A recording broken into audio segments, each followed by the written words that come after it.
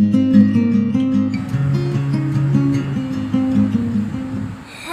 children, today I will tell you a story. The topic of the story is the greedy dog. Once there was a dog whose name was Robbie. One day he was very hungry, so he went out to the market in search of food. After a while, he found a bone. Oh, look, a bone! Today is my lucky day, the Robbie thought. Robbie was excited to chew on his bone in a quiet spot.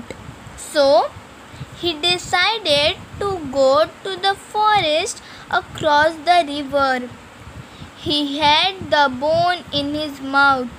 Once I cross the bridge, I will sit down and chew my bone, the Robbie thought.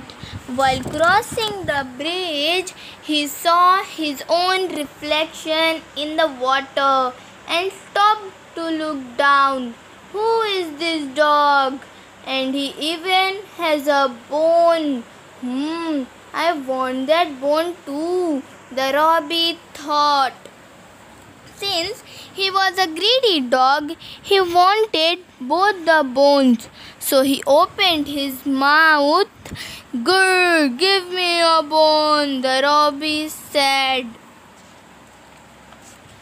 His own bone fell into the water and Robbie realized his mistake.